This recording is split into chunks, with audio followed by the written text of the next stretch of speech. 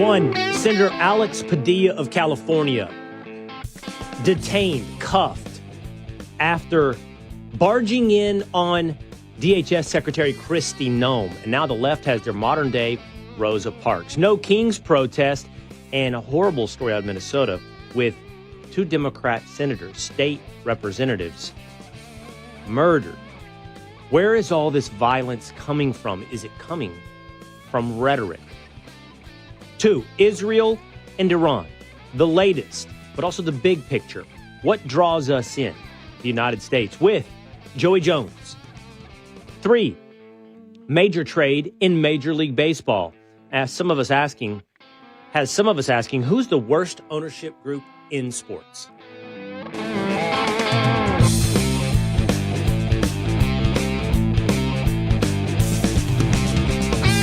It is Will Cain Country, streaming live at foxnews.com, on the Fox News YouTube channel and the Fox News Facebook page every Monday through Thursday at 12 o'clock Eastern Time. Make sure you hit subscribe at Apple or on Spotify, or set a reminder over on YouTube. That way you can join us every weekday. Friday's a weekday too, right? I mean, but it's funny. Friday, 2 days, tinfoil.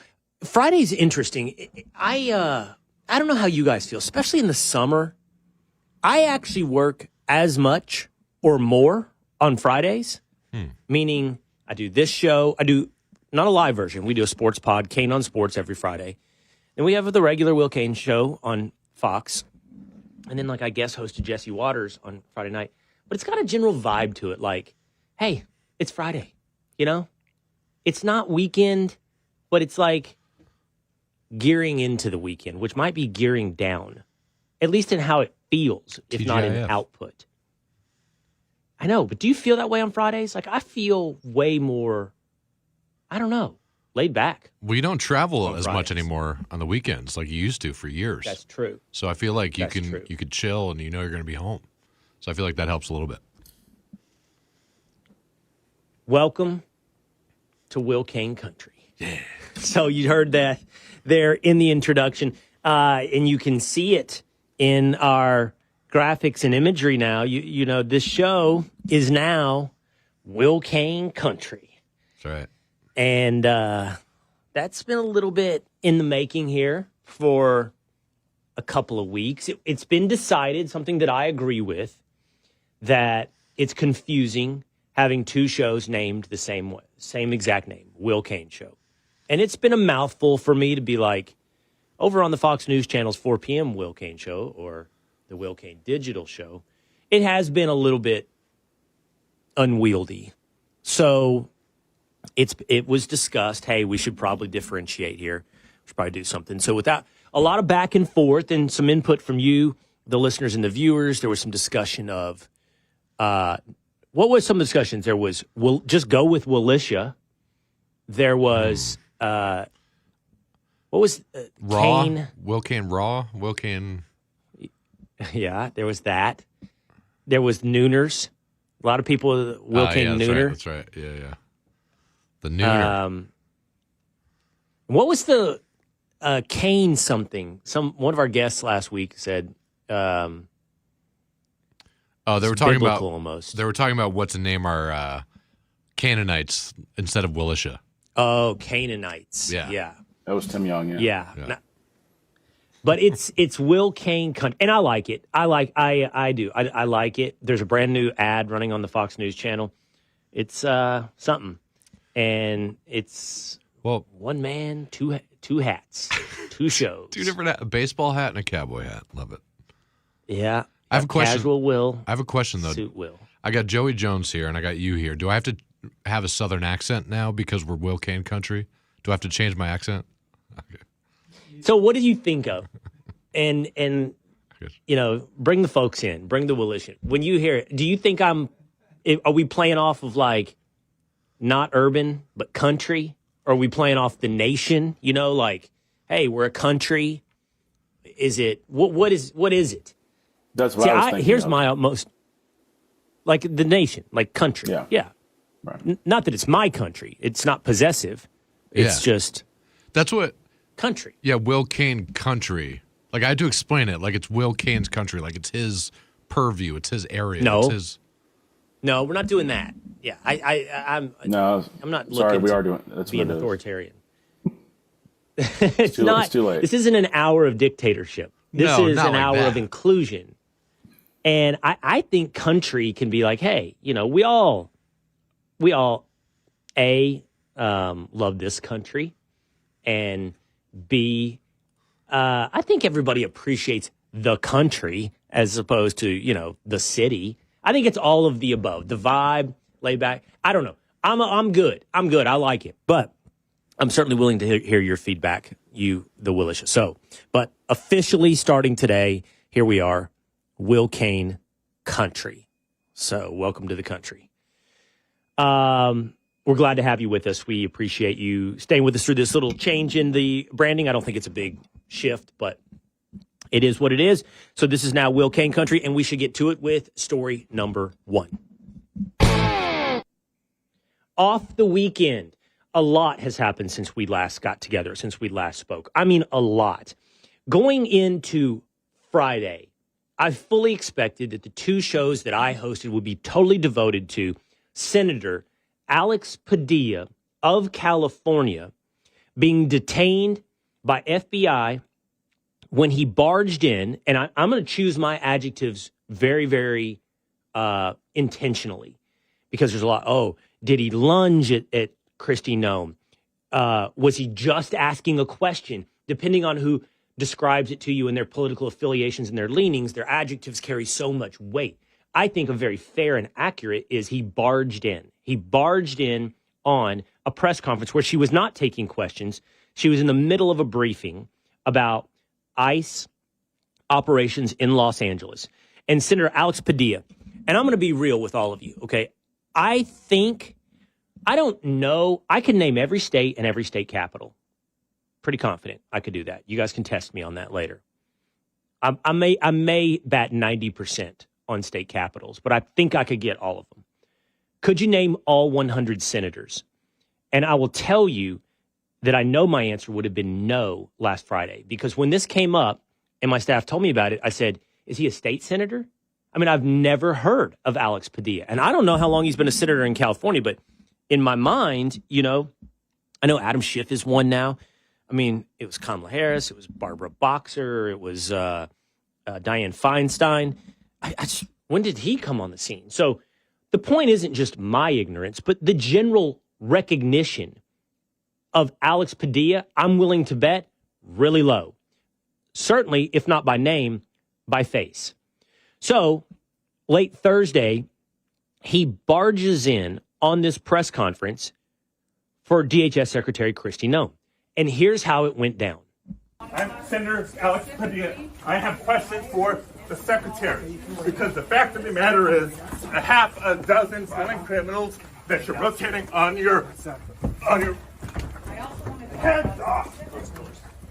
How many of our ICE agents have been doxxed for doing their duty, how they have been targeted. So, if you are listening on Spotify, Apple, or on radio, Alex Padilla is blurting out questions. He is being pushed backwards by 2 to 3 FBI and federal officials. He's escorted into the hallway, pushed backwards. He's fighting back. Not with his hands. He's pushing. And they get him into the hallway, whereupon they get him on the ground. They do place cuffs on him. Ultimately, it's a short detention, and he ends up having a meeting with Kristi Noem immediately thereafter for 10 to 15 minutes. The part of the video that we did not show you there, so 2 days, I don't know where we got that video from, but it doesn't show the beginning where he comes in and he begins to ask his question. And the way to describe this, if you're envisioning it in your mind, is she's up on stage at a podium giving an address. He's on the side and starts walking forward, blurting out questions. He does not. I mean, I think you can play-by-play this like a sports clip. He does not identify himself.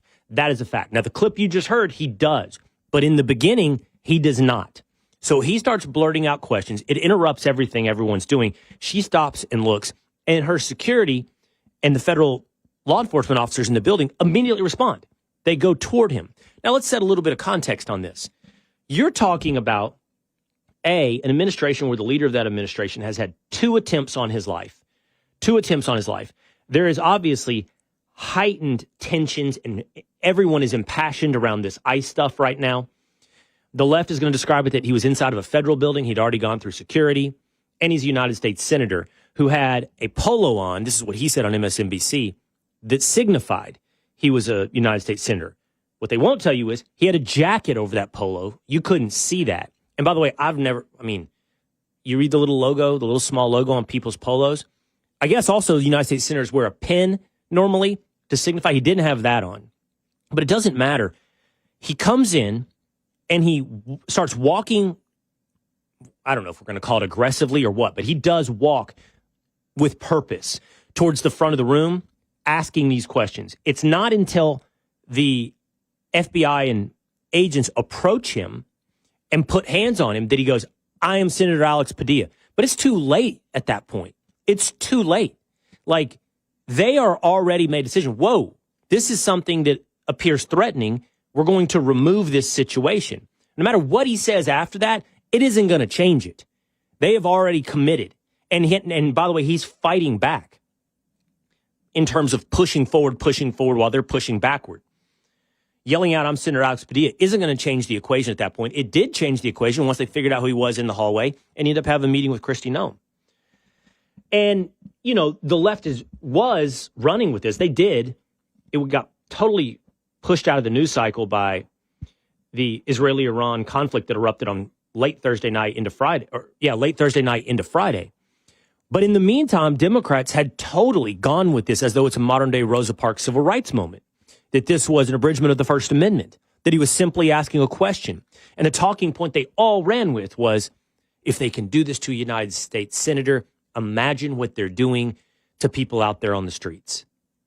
Now, I don't know how you guys feel, two-a-days and tinfoil, but I think I'm being incredibly fair in my analysis of what had to go through those agents' minds as that situation was unfolding. There was no intention to bar a United States senator from asking a question. There was a reaction to the way a man was presenting himself in that moment. And once he tries to roll it back, announcing he is Senator Alex Padilla, it's too late. The whole thing is already in motion. And I also think it should be said, he knows all of this. I think it was absolutely a political stunt. Kristi Noem said he could have called me and asked me those questions whenever he wanted. He could have scheduled a sit-down meeting. He scripted this entire moment for effect that the Democrats then ran with, and boy, did they. They marched down to the floor of the United States Senate. They marched down to the floor of the United States House of Representatives. They demanded action from John Thune. They demanded action, and it was the fulfillment, because of this stunt in their mind, of Donald Trump, authoritarian, usurping the checks and balances, and going after United States senator. And it's all for show. It is not supported by a fair analysis of the facts that went down there that day. That's what I think. I agree with that. I got in an argument this weekend about that. People said, they're being authoritarian. I said he knew exactly what was going to happen. He wanted a video clip. He wanted that to go in and wanted that exact thing to happen so he can replay it and replay it and replay it and have a talking point about Kristi Noem. Yeah, I think that's exactly right. And I don't know how much traction they got out of it, again, because I think the Israeli-Iranian burgeoning war washed it out. But it was an incredible piece of scripted political theater. And so was No King's Day. Off the weekend, we had No King's protests across dozens and dozens of U.S. cities this weekend. And it worked. It worked. We do not have a king today. So the protests seemed to work. We didn't have a king on Friday. We don't have a king on Sunday and Monday. Congratulations, protesters. You managed to ensure we still do not have a king. I think it's pretty rich that this is coming from a group of folks that literally did not hold a Democratic primary for president, replaced a sitting president against his will with a candidate that no one voted for, and attempted to take out a candidate for president that was Donald Trump with lawfare for several years. It's pretty rich that they march under the banner of No King. And the stuff coming out of this is pretty incredible. Here's just some of the stuff that happened over the weekend that shows the level of nonsense coming from this No King protest. This, if you're listening on radio or on podcast, is a man walking up to a booth. I don't know that he had to pay for this, with a woman who had a little doll of Donald Trump, and you're allowed to abuse this doll to get it out of your system. Watch. Oh, ah! No! No! No! No! Fat boy! Fat! No!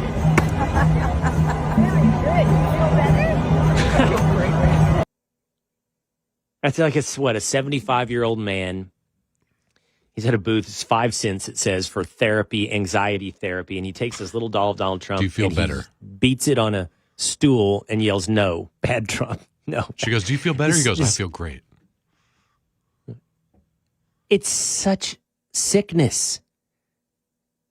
I mean, can you imagine how far off the reservation of normalcy do you have to be for this to be something that ever enters your life? I'll show you how far off. Listen to this, another 70-year-old woman talking about why she's at the No Kings protest. I'm just so scared. I'm 74 years old. I worry about everything. And I just am so scared and upset, and I don't understand why people voted for this person. I mean, this is not a well person.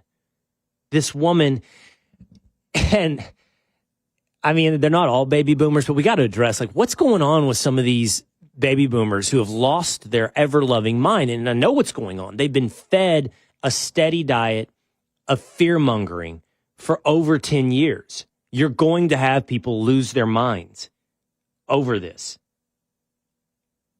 There's young people as well, so I don't want to just focus in on baby boomers, but we're talking about a significant chunk of our population that is walking around with severe mental illness induced by media hysteria. Now, sadly, over the weekend, there's this story out of Minnesota as well, where a man dressed as a police officer, impersonating a police officer, he had security guard badge and car, went into the home, got access to the home of 2 Minnesota state legislators, and murdered one and her husband, and the other 2, suffering something like 7 to 9 gunshot wounds, are alive and in critical condition. But just incredibly sad and scary story. Over the weekend, the fight has been, is he motivated because he's a right-winger or a left-winger? Well, I'll tell you this, we don't know. None of this makes sense. I mean, I can give you some of the details. He was appointed in Minnesota to some political advisory committees by Governor Tim Walz and his predecessor, Democrats. He had No Kings flyers in his car. On the other hand, there's an interview with someone who says he was his roommate at a halfway house, which is weird. The guy was married and had children, but he's living with a roommate in a halfway house. That roommate says he was an InfoWars fan and he voted for Donald Trump. And there was a list of other people he was going to assassinate, which included abortion providers and other Democrat politicians. I have no idea this man's story. None of it adds up. It's absolutely wild. But that has led to a conversation, people talking about violent political rhetoric and laying this on the doorstep of Donald Trump. Here is he still with NBC? Chuck Todd. He chose to be president of the United States of all Americans. And I know he only wants to govern for his base. But this is a moment where if he doesn't do it, we're on the precipice. In the last 48 hours, Tim Walz finds out 2 people he worked quite closely with were gunned down by an assassin. A slew of Democrats are on the list. Pretty much every elected official in Minnesota is scared assless. And Donald Trump says the following: I think he's a terrible governor. I think he's a grossly incompetent person, but I may call him. It's pretty clear Donald Trump is not interested in lowering the temperature. All right, so this is what I want to have a conversation about quickly here. And I do want Tinfoil and Two-A-Days jumping on this, because I want to ask you listening and myself is, do I have some sort of partisan blinders on? because it is true. The rhetoric in our political discourse has changed. And Donald Trump is coarser than previous politicians and prone to hyperbole. He will say what Chuck Todd just said, that Tim Walz is a terrible governor and he's incompetent. He will call Governor Gavin Newsom Newscom and incompetent.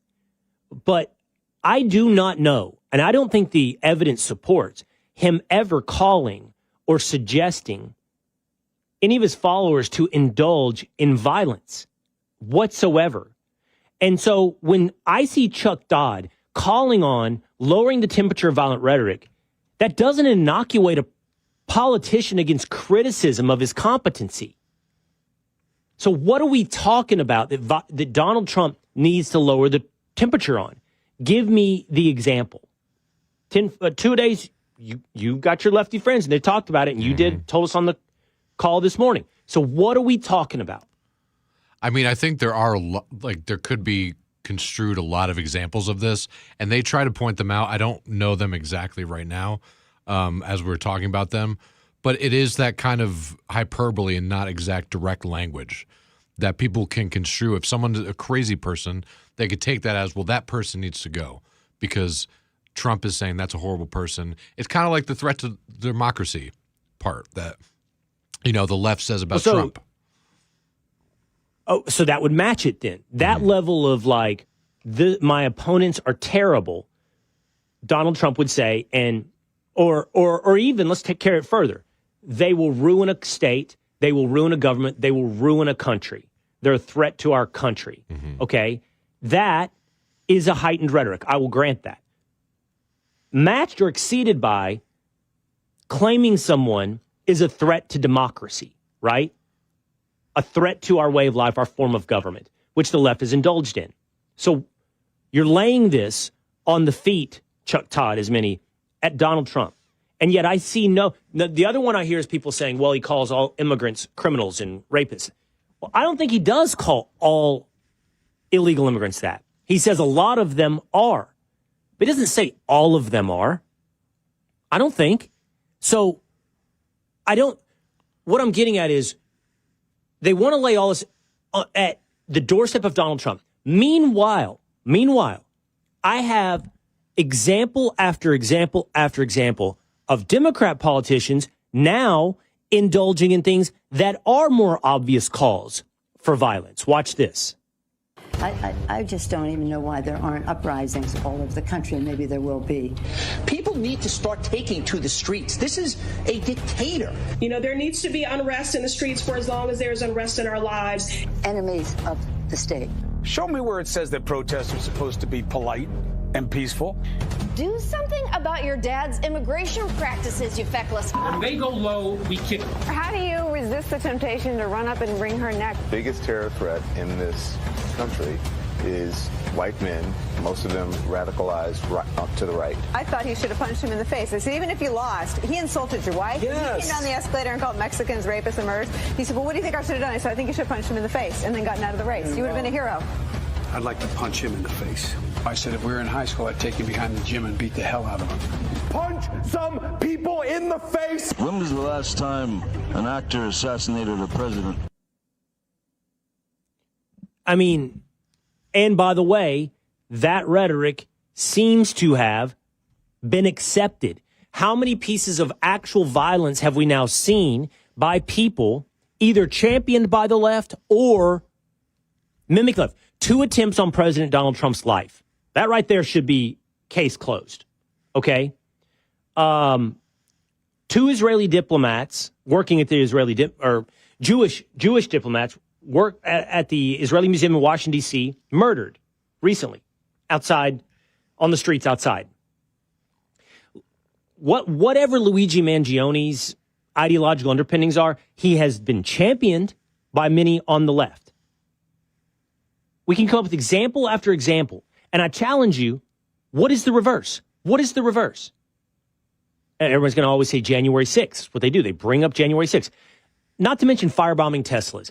Not to mention destruction of public property, which is happening all weekend long, all over America. And I'm really genuinely asking, Show me your show me your examples on the other side. Tell me what you're talking about that Donald Trump is doing to ratchet up rhetoric to the point of violence. And be honest. Compare it to what you just heard. And compare it to what's happening. Who's accepting the invitations. I'm not sitting here saying, the goal of my conversation is not, one side good, one side bad. But an honest assessment of the political temperature of where we exist today, where I've got insane 70-year-olds beating a doll of Donald Trump, out of their minds with mental health, saying, I'm so scared, I'm so scared. We're living in a dictatorship. We're going to lose democracy. Firebomb a Tesla.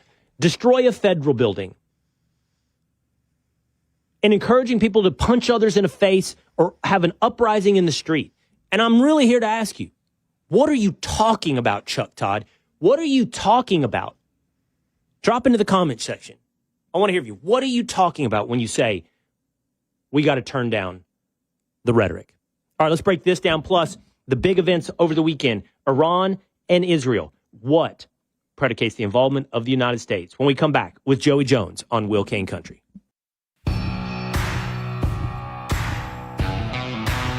Israel attacks Iran. Is this the advent of World War III? It's the Will Cain Country. Streaming live at foxnews.com, on the Fox News YouTube channel, on the Fox News Facebook page. Joey Jones is the author of Behind the Badge, Answering the Call to Serve on America's Home Front. The book comes out tomorrow. I didn't realize, Joey, by the way, you're sitting there right there in studio, and we don't have that long with you before you have to get to your next hit. I just saw that information. So you just let us know when you have to go, man, okay? Yeah, we got a few minutes. Okay, cool. Book comes out tomorrow. That's exciting. Yeah, I'm real excited. This, if you know anything about my first book, I talked about my buddies that I served with. This book is about first responders that are family and close friends, and I just think that every story is absolutely remarkable. And what's cool about it, the very first chapter is ordinary guy in extraordinary situations. The takeaway is that these guys are from small towns for the most part, and they have these amazing stories, and these stories are just everywhere. They're in the lives of people around you. All right, we'll check that out starting tomorrow at foxnewsbooks.com, wherever else you can get your books. It is probably on shelves Behind the Badge. Yeah. All right. Okay, so I'm going to go through some questions. I want to talk to you about Israel and Iran for a moment, Joey. And I want to start with U.S. involvement. Now, I'm going to be highlighting this a little bit later on the Will Cain Show, but the presence of American troops throughout the Middle East. We have bases in UAE, in Qatar, in Iraq. Mm-hmm. We are participating in defensive measures for Israel. Are you concerned at all that there could be an event? And I've been asking around, Joey, that the missiles Iran is launching at Israel are precision guided. They're not rando. So the idea of an accident happening doesn't seem highly likely in terms of hitting American targets. But are you concerned right now for American assets, American military, American personnel over there that could draw us into this conflict? I'm not concerned for them being intentionally targeted. No, I don't know what American assets are being mobilized in defense of Israel, inside of Israel, or inside of some of the neighboring countries. Spoken to folks at the Pentagon, spoken to folks in Israel. I've got good friends in Israel that are there taking care of ordnance that was left over from October 7th that are civilians. They've been watching. They understand ordnance, missiles, rockets better than most people. And the guys in Tel Aviv are saying, hey, this Iron Dome thing's pretty awesome. He's like, but there's moments where it slows down. And so has Iran figured that out? I think there's a little bit of chess, not checkers going on here when it comes to trying to understand what Iran is trying to do. I think the whole thing is pretty simple, man. I don't think it's World War III because who has the incentive for that? The leverage Trump has over Putin is, okay, well, if you go in on Iran, then we're going to do more in Ukraine, make that harder for you. The leverage Trump has over China is you need our money, or at least our debt and our trade, and he's already working that. I don't think either one wants Iran to be stronger. I think it's one of those, like, it's slightly beneficial to have Iran be messing with things in the Middle East, but China's kind of getting what it's looking for already in Africa and in the Middle East. And I'm sure Russia would like more, but they've created their own big problem. So then it's really, U.S. involvement as far as how do they scare away other Arab nations from continuing down this track that Trump literally just went over there and did a tour to try to make, which is make business deals, make more money together, get closer to Israel. So I think like the biggest effect the U.S. is having, and Trump is leading it, is keeping the other Arab nations out of it. And I think as long as it is a Israeli military against Iranian military fight, that it'll stay that way. Yeah, I get the same sense. Like World War III, you have to, excuse me, you have to talk about alliances. And the alliances of Russia and China with Iran seem marriages of convenience. They can help each other out in some ways. Yeah. But I'd be surprised to see Russia and China or China running to the defense of Iran. No, if somehow Europe were more involved in what's going on with Israel, to where you have a stronger connection between what's happening in Ukraine and Iran, then maybe. I mean, maybe if Putin just needed the ally of Iran to distract and take away forces. But, I mean, from what I understand, Israel is fighting this war while simultaneously continuing their operation in Gaza. So if it's not overtaxing the Israeli military, then why would U.S. troops or U.S. offensive weapons get involved? I think the biggest sticking point is, do we outfit Israel with capabilities they don't already have? But do we know they don't already have them, or is that just the speculation? I mean, Israel doesn't even tell you if they have nukes or not, right? So, I mean, we don't know what they have. Well, okay, the American public doesn't know. Yeah, a couple things I want to hit with you really quickly. To the extent that you know the X's and O's in this, it does appear Iran's response to Israel has been less than even Israel anticipated. Yes. There are some missiles that have gotten through the Iron Dome. There has been, I believe it's a dozen Israelis who have been killed. 2 dozen, I think. Is it 2 dozen? I believe this morning. So the question is why? Why has Iran's response been less than expected and anticipated? And you got a couple of options, it seems like. The initial Israeli attack on missile depots, missile capabilities, launching capabilities in Iran was effective and took a lot out. That's one option. Option 2 is Iran is staging this out over a period of time. The theory being that the Iron Dome does have an arrow interceptor and everything else they have, does have a finite capability. So in other words, you could exhaust it like ammunition. You know, you could exhaust their capability to continue to launch countermeasures, and then Iran launches its. Israel says as well they still have thousands of missiles, Iran. So do they wait? Are they trying to overwhelm it over a period of time and then launch it all? What do you make of Iran's response right now, not meeting what everybody thought? There's an option 3. The option 3 is President Trump's called Iran and told them, you don't want this fight. You want to survive this fight, because if you actually fight this fight, we'll destroy you. I mean, that is an option, and I think it's as likely as any. I mean, I think if what we at Fox have reported is completely true, which is President Trump vetoed the assassination of the leader of Iran, that's leverage. And if you don't think he's using it, you're not paying attention. I don't even think that's the question, though. I don't think the question is, why is Iran doing what it's doing? I think the question is simple. I think it's a lot simpler than anyone's talking. The question is, does Israel believe that the current people in charge of Iran will always pursue nuclear weapons and will always fund terrorists that seek to hurt or destroy Israel? Because if that's what they believe, why even start this if you're not going to finish it? Why even be in this position if your intent isn't to finish it? So President Trump, maybe there's a good cop, bad cop here with President Trump and Benjamin Netanyahu. I'm not sure. But on the public stage, this idea that Benjamin Netanyahu say, we're going to go to war and win this thing. And President Trump's like, let's get back to the negotiation table. That's the public comments of both. But if Israel truly believes this is a fight they're going to eventually have, and there's no way out of it other than to destroy the regime in Iran, then what is their incentive to not continue until they do? And if that is their goal, and Iran knows that, then Iran's best really play here is to negotiate with President Trump. And maybe that's where we are. Do you think Israel can? So then there's the issue of the United States involvement. If Israel's goal is regime change in Iran, can they do that without the United States? I don't think they're already not doing it without the United States. I think that's another thing people are glossing over. President Trump's diplomacy right now is huge. It is probably the only reason why Israel felt empowered to do this. I'm not saying that President Trump condoned it, but his words to Iran and keeping the other Arab nations out of this fight is probably why Israel felt empowered to do this.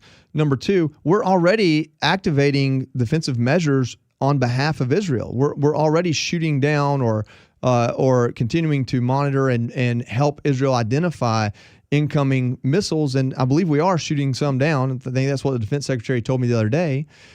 Our troops in the region are a part of how we are involved in this, not just their vulnerability, but the possibility of them being involved, those assets. I mean, we've got, I think, at least one fleet. I can't remember the total naval assets, but we've got more military assets really close to Iran than the majority of countries in this world have altogether. And so I think it's a little bit academic to say if the U.S. isn't involved. Is it Israeli uniforms? Offensively? Yeah. Well, okay. Like, is the U.S. killing Iranians? Well, how much of what Israel's already shot towards Iran was supplied by the U.S.? I mean, that's the same argument that we use against Iran. So I think for all practical purposes, we are fully involved. Now, we don't want to be the ones that pulled the trigger that kills an Iranian, even fighter jet pilot, I don't think, because that is bad PR. But as far as Iran's leadership goes and their perspective, the U.S. is fully involved. And I don't think that's going to change. I don't think we're going to start taking things away from Israel as long as Israel is decisively winning and other countries aren't involved. Now, does that mean that Qatar isn't blowing up the phone to President Trump? Probably. I mean, Israel hit an oil field that Qatar owns with us, or the Iranian side of it. So there are some complexities. But I think that that President Trump's impact right now is keeping this on paper, Israeli-Iranian fight and making sure Israel has what they need. And I think that's what we're doing.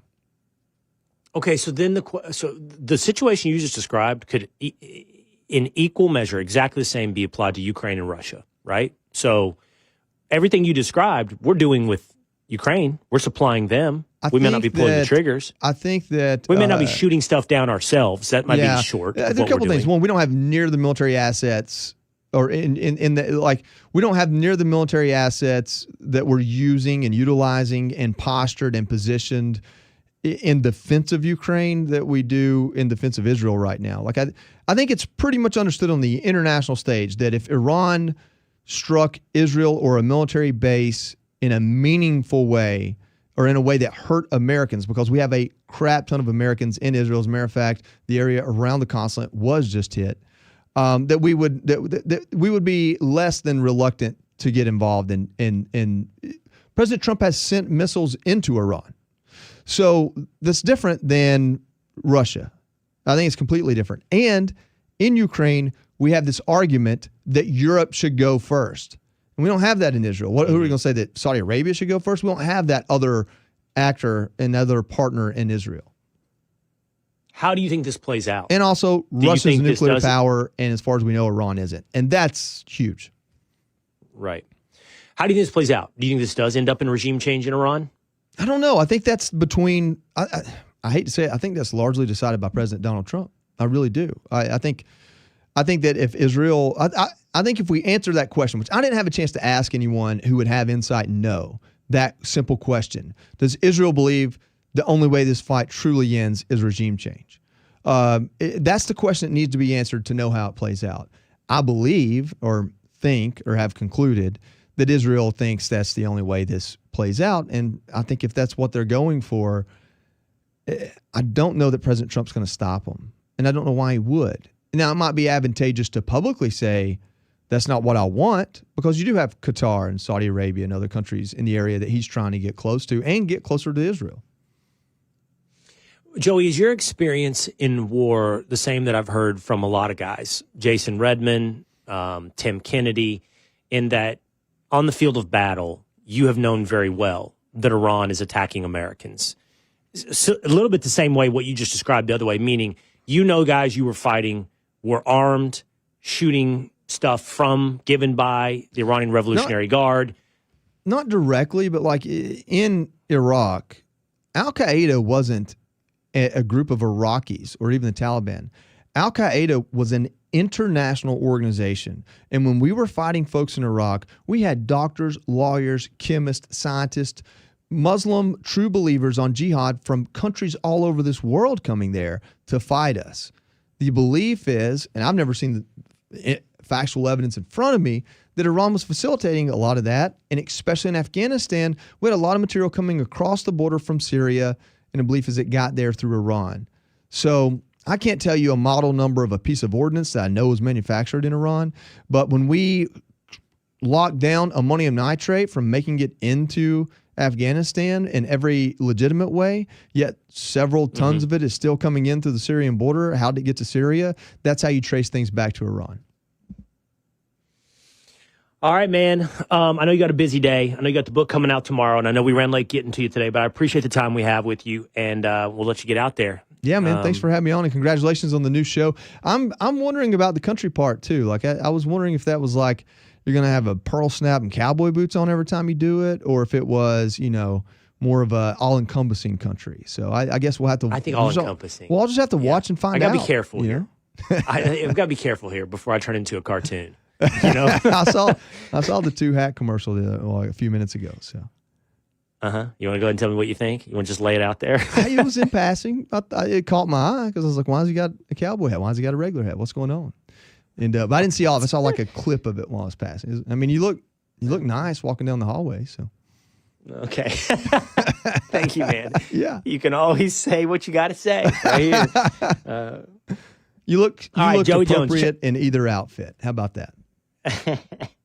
Behind the Badge, answering the call to serve on America's home front, out tomorrow. Make sure you get a copy by Joey Jones. Thanks, Joey. Thanks, brother.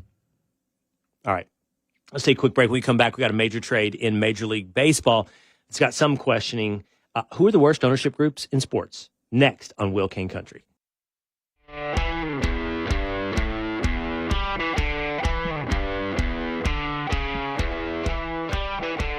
It is Will Cain Country, streaming live at foxnews.com, on the Fox News YouTube channel, and the Fox News Facebook page. Hit subscribe at Apple or on Spotify. All right, real quick, we've got this. So there's a whole article in The Atlantic on Trump's violent rhetoric. Now, I'm going to tell you something. I'm skeptical at the start because, do you know one of the examples here, two-a-days?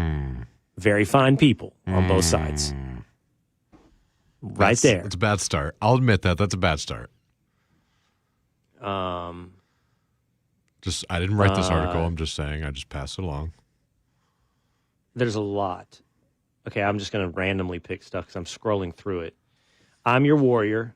I'm your justice. And for those who've been wrong and betrayed, I'm your retribution. Okay. I just think the punching in the face thing. Like Biden said that. He does have one. Yeah. He said that about a protester. Yeah, which is like, right? That's not going to incite someone to cause harm or kill somebody. You know what I'm saying? On both sides. This is violent. I don't effing care that they have weapons. They're not here. They're not here to hurt me. Who's he talking about? Well, if you're soft, that's pretty violent. I don't know what that's in reference to. These are also, some of these are anonymous quotes. It's not things he said. Some of them. Okay, and I'll tell you something. That's the way it has to be. There has to be retribution when you have a crime like this, from a Fox News interview. Mm-hmm. So, using the word retribution is violent rhetoric? I mean, where do we draw the line is the question. Because anything could be construed that way if you view it that way or you're hearing it from a certain person. I have the support of the police, the support of the military, the support of bikers for Trump. I have the tough people. They don't play it tough until they get to a certain point, and then it would be very bad, very bad. I mean, that's insane. That's assuming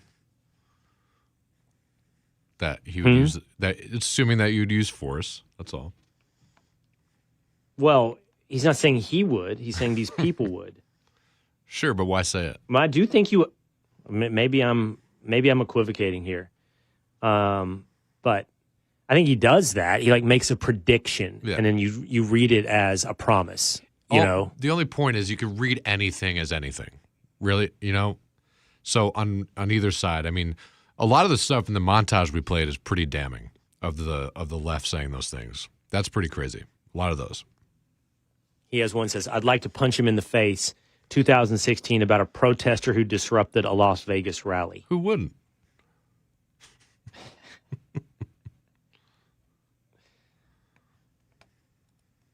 Yeah. I'm willing to say some of it. If you see somebody getting ready to throw a tomato, knock the crap out of them, would you? Seriously, okay? Just knock the hell. I promise you. I will pay for the legal fees. I promise. I promise. Hey, he's going to pay for the legal fees. That's fine. Yeah, I mean, I will submit he has used hyperbole. He's coarsened. I do not think, even with what I'm reading, I mean, I don't think he's calling for mass violence out there. And the stuff that I played, like you said, I think goes further. I do. I think it goes further. Agreed. We'll have to see how this plays out in Minnesota, what this whole story is about. But it is a game that everybody plays, and it's an inappropriate game. Whose feet are you laying this at? You know? Mm-hmm. Yeah, and but can you you figure out what this guy's? Can you just? I was having this conversation. Can you just chalk it up to a crazy person and not have it be this whole divisive country talk? Can it just be a crazy person that gets an idea in their head? Absolutely. You know? Absolutely. But we don't know that that's this guy's story either Sure. yet. I mean, but it he is a lot of political stories. appointee. Oh, for sure. Mm-hmm. For sure. Yeah. But that's the risk on this stuff is who accepts your invitation. Crazy people. Sure. Right? Unless you start making people crazy, and that's where we go back to the No Kings thing. I mean, those people have been made crazy. That doesn't mean they're about to be violent, even though they're beating a Donald Trump doll against a stool. But there's no rationing with yes, them. I rationalizing? Rationalizing. Reasoning? Reasoning. Thank you. Yeah, but I think there's definitely, you have to always allow, there's just crazy people sometimes. That's yes. It does seem like everybody's going crazy. It does seem like that. I do feel like I'd be a little less angry if I had a doll of my enemy that I could beat against something. Like a voodoo doll? Something like that. I don't know. Not a Trump doll, but something. What about dartboard? Do you really think it would make you feel better? I'm being serious. Like, are you being funny, or do you think that would do something for you? Like, No, I'm just being funny. I don't think that would do anything for me. Do you exercise tinfoil? No. His 6'2" frame is just, How am I supposed to? I think it would make you feel better. I do think it would make you feel punching better. a bag, putting somebody's face on the bag, you print out a picture. Does that make you feel better? Only the exercise component of it. Yes. Like, what does that do for you to hit an inanimate object and pretend that it's somebody else? Does it really do anything for you emotionally? I think so. There's something to be said about an I don't buy emotional that. release. Yeah, of course. I mean, it's a chemical reaction that's happening in your brain with anger, sadness, happiness. It's definitely going to help you. You can trick your brain into believing anything. Sure. So, I mean, like, if you believe that you're punching that person, with a picture on a punching bag. Or the you dartboard where you're throwing the dart at it. Getting a similar benefit, I would say. Or you're just happy with Schadenfreude, and then you're okay with it. Then you just see things happen, and you don't have to do anything about You it. guys are way more angry than I am. It's funny. People sometimes have accused me of being angry. I'm not angry. I don't need to hurt or pretend that I need to hurt somebody. We're still that young I disagree men. with. I really don't. We're still angsty. We're still angsty young men. Yeah. We're only in our 30s. That's what it is. My testosterone's low. Oh. You need some high T medication. Not just kidding. All right, I'm going to let you do a lot of the lifting here, Tinfoil. So the story is Rafael Devers traded from the Boston Red Sox to the San Francisco Giants. He is a 30-home run hitter and one of the best players for the Boston Red Sox that it seemed like they were building their team around. Traded for a bunch of guys, honestly, I don't know. That's the truth. Harrison's a pitcher that seems to have some upside, but that's not the story as much as it is. Boston is supposed to be a big market team, and everybody's upset they're not behaving like a big market team. They're not spending money. They're not building a team like everybody expects them to. And now they're asking questions about the Fenway Sports Group. I even saw Bill Simmons, noted Boston Red Sox fan, upset that Liverpool had just spent something like $150 million, pounds, euros, whatever, for a player that I'm familiar with, Florian Wirtz, from Germany. and acted like, well, if Fenway Sports Group can afford this, why can't they afford to fund a team in Boston? Which, by the way, I don't think that's accurate. That's apples and oranges. Each team has their own accounting and book sheet. But you've asked the question, Tinfoil, therefore, who's the worst ownership group in sports? And I guess what? People in Boston are thinking they're in the running? They're saying that. I mean, they went from, being up there in the top 3 to 5 teams every year, competing for top free agents and things like that, going back 25 years ago. I mean, you look at Manny Ramirez signing. They were one of the first teams to go over $100 million for a player. Now they're kind of a middle of the pack team payroll wise. So, Devers was one of the last stars of that 2018 team that won the World Series, and they traded off 2 of the major pieces in Bogaerts and Mookie Betts because they didn't want to pay a lot of money for those guys. So, Red Sox fans are angry over it, and then to give up Devers after signing a guy in free agency to a lot of money at the same position, it just 10-year makes contract. people wonder, what are you doing? Yeah, they mismanaged their elite players. Absolutely. Yeah, he's locked up till he's 36 years old. They could have had him. But he's had a falling out with the team as well. Like he didn't want to change positions when they signed Alex Bregman. It sounded like there was a lot of other things with him and the team as well, that maybe this guy doesn't need to be around here for another 8 years. Sure. But build our whole franchise around him. Why not invest in Betts or Bogaerts instead if, those guys were at higher premium positions than a third baseman, and only to just go and sign a guy for the same position of the superstar that you kept? It doesn't make any sense, as far as management goes. But can't be as bad as the Oakland A's, I'll tell you that. John Fisher. That's what I was going to say. If you're thinking about the worst ownership, if you're thinking about the worst ownership group in sports, you've got to start focusing on teams that are never competitive because of their ownership group. Never. Yeah. Yes. Right. Don't spend. Don't hire expensive or good coaches. Mm-hmm. Relocate, abandon their fan base. Yeah. And there's plenty of franchises in all sports where your ownership group is the reason that you're not good. I mean, to defend the owners a little bit, you buy these things and they're totally divorced from economic models that make sense. And I think sports fans, and specifically sports journalists, love to crush owners because, hey, they're rich guys, and it's constant, and it's a labor versus management dynamic that is constantly has your media on the side of labor, right? But anybody that owns anything doesn't like to lose money. They don't. And rich people don't like to lose money any more than poor people. And there's a reason they got rich, because they didn't like to lose money. Now, if we're arguing that sports franchise ownership is only at this point a vanity play, it's a luxury item that you buy, and you got to accept the premise that you're going to lose money on it to some extent. Okay, I just don't know how many. You're going to have to find however many different groups. And everybody says, oh, well, they make money when they sell it. Well, yeah, but that is a game of musical chairs that you wonder, when does that come to an end? You just always find another rich person that's willing to lose money on a year in, year out basis. My point is, I defend an ownership group that says, hey, at a minimum, I got to break even. I got to break even on this deal, right? But I think that there are plenty of ownership groups who are happy to run a model of no growth. We're gonna stay right here, and we're never gonna reap the benefits of actually being better. But why? And there are financial benefits to getting better. Why would they do that? Why what? Why would you just want to, not try to get better and make these ridiculous moves that are seemingly on the outside stupid? It's high risk. I mean, if you're a smaller market and you go all in and you're paying, like James Dolan.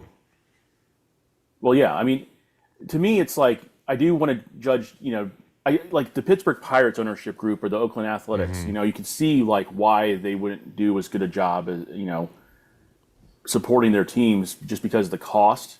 But it's like, a big market like New York, those owners, it's like you have, an expectation and that they're not reaching, whether they're being hold cheap on real or quick. just not running. So with New York, the Mets, who by the way are really good right now, right? They can't be accused of not trying. They've signed big free agents. Yeah, big time. They've done that, Cohen. and it hasn't worked for the Mets. So, I mean, do you give extra credit? They don't get credit. They never give credit to the Mets ownership group. They call them incompetent for spending money and it not working. Yeah. So it's like a no-win situation. Right, but they do sign guys that just don't perform. What about ownership that, prioritizes like making money over performing well and winning championships? Like who is that? Who is that? I was reading a list. The Glazers from Manchester United are being accused of that. But see, fans always accuse. There's so much going wrong with Manchester United. I mean, just tons of incompetence. They spend money. Manchester United signs players all the time, and then they don't work out. So, I mean, you can indict competency of management, but I don't think you can indict, they're not spending enough, not trying hard enough. But, there's an example in Jacksonville. We have one of the richest owners in the NFL who spends money, and I think he's doing his best. It's not like it's a lack of effort, but he just isn't finding the right fit. And it's like he'll try, a former Super Bowl winning coach, and that doesn't work out. And then he'll try one of the best coaches in college football, and that goes, completely haywire. And, it's like now he's trying, a young up and coming offensive coordinator who doesn't have a lot of experience. And it's like you can do this in college football. Yeah. You can do this in college football. Texas A&M has spent tons of money, and it didn't translate on the field. Mm-hmm. It's like money doesn't solve it all, but I know we get mad at the teams that don't spend it. I as a fan, here's what I want from my owner. I do want an owner that I feel like is trying his best to get players, trade, draft, and free agency to make them a winner. As a fan, I accept who you are. So, like, you're a Jacksonville fan. And the NFL is different because it's a salary cap league. Baseball, college football, this is a different equation. But so college football is our best example. You have to accept who you are. And you don't sit there and go, why don't we spin like Ohio State? You can't play that game. You know that that's not who you are. And so if you're a Pittsburgh Pirates fan, I don't think you can expect them to spin like the New York Yankees. And you probably don't. So does that mean you have a bad ownership group? You got to play small ball. Football's harder. Be creative. Football's harder because it's a salary cap league. I mean, it's easier to look at an ownership group and go, what's going on with you? Yeah. Spending on quarterbacks that don't work out. I actually found out with research from a story a couple weeks ago that baseball changed their rules for drafting. And so you can't even tank anymore. Like Astros, even though they're in a larger market, they tanked and got a lot of quality players. But if you tank like the third year, you can't pick in the top 10 anymore. So like even those small market teams, they have this giant chasm of payroll, and they can't even like win through the draft necessarily unless they're Well, to put a button on this, I have a hard time feeling bad for people from Boston. And nothing against you, but or Yankee fans. You've won a ton. Okay, your Celtics, your Patriots, even your Red Sox. Yes, you've won a ton, and now we're all supposed to feel bad for you because you traded away Devers. I'm having a little bit of trouble sympathizing with Boston. All right, that's going to do it for us here today. Will Cain Country, Monday through Thursday. Make sure you hit subscribe at Apple, Spotify, or on YouTube. We'll see you again next time.